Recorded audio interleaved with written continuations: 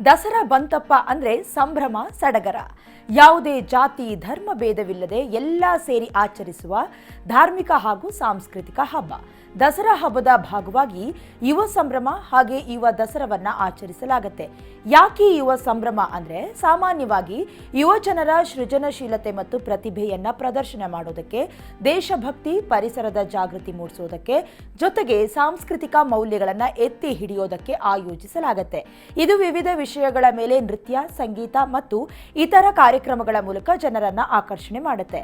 ಮೈಸೂರು ದಸರಾ ಮಹೋತ್ಸವದ ಅಂಗವಾಗಿ ಸೆಪ್ಟೆಂಬರ್ 8ರಿಂದ 10 ದಿನಗಳ ಅಂದ್ರೆ 8 ದಿನದಿಂದ 10 ದಿನಗಳ ಕಾಲ ಯುವ ಸಂಭ್ರಮ ನಡೆಯುತ್ತೆ. ಪ್ರತಿ ಬಾರಿಯಂತೆ ಈ ಬಾರಿಯೂ 14 ವಿಭಿನ್ನ ವಿಷಯಗಳನ್ನಾಧರಿಸಿದ ನೃತ್ಯ ಪ್ರದರ್ಶನಗಳು ಮಾನಸ ಗಂಗೋತ್ರಿಯಲ್ಲಿರುವ ಬಯಲು ರಂಗಮಂದಿರದಲ್ಲಿ ನಡೆಯುತ್ತೆ.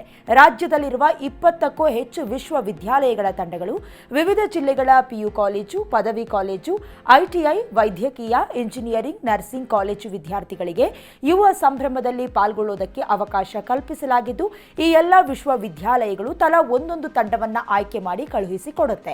ಯುವ ಸಂಭ್ರಮದಲ್ಲಿ 300ಕ್ಕೂ ಹೆಚ್ಚು ಕಾಲೇಜು ತಂಡಗಳು ಭಾಗವಹಿಸುವ ನಿರೀಕ್ಷೆ ಕೂಡ ಇದೆ. ನಿತ್ಯ ತಲಾ 30ರಿಂದ 40 ತಂಡಗಳು ಪ್ರದರ್ಶನವನ್ನ ನಡೆಸುತ್ತೆ. ಇಲ್ಲಿ ಉತ್ತಮ ಪ್ರದರ್ಶನ ನೀಡುವ ತಂಡಗಳನ್ನ ಯುವ ದಸರಾಕ್ಕೆ ಆಯ್ಕೆ ಮಾಡಲಾಗುತ್ತೆ. ಇದರೊಂದಿಗೆ ವೆರಿ ಇಂಪಾರ್ಟೆಂಟ್ ಥಿಂಗ್ ಅಂದ್ರೆ ಈ ಬಾರಿ ಯುವ ಸಂಭ್ರಮದಲ್ಲಿ 14 ಥೀಮ್ಗಳನ್ನ ಚರ್ಚೆ ಮಾಡಿ ಅಂತಿಮಗೊಳಿಸಲಾಗಿದೆ. ಇದರಲ್ಲಿ ದೇಶಭಕ್ತಿ, ಮಹಿಳಾ ಸಬಲೀಕರಣ, ಪರಿಸರ, ಅರಣ್ಯ, ಆಡಳಿತ, ಸಾಮಾಜಿಕ ನ್ಯಾಯ, ವಿಜ್ಞಾನ, ತಂತ್ರಜ್ಞಾನ, ಇತಿಹಾಸ, ಶಿಕ್ಷಣ, ಕ್ರೀಡೆ, ಜನಕೇಂದ್ರಿತ, ಆರೋಗ್ಯ ಕುರಿತಾದ ಥೀಮ್ಗಳನ್ನ ನೀಡಲಾಗಿದೆ.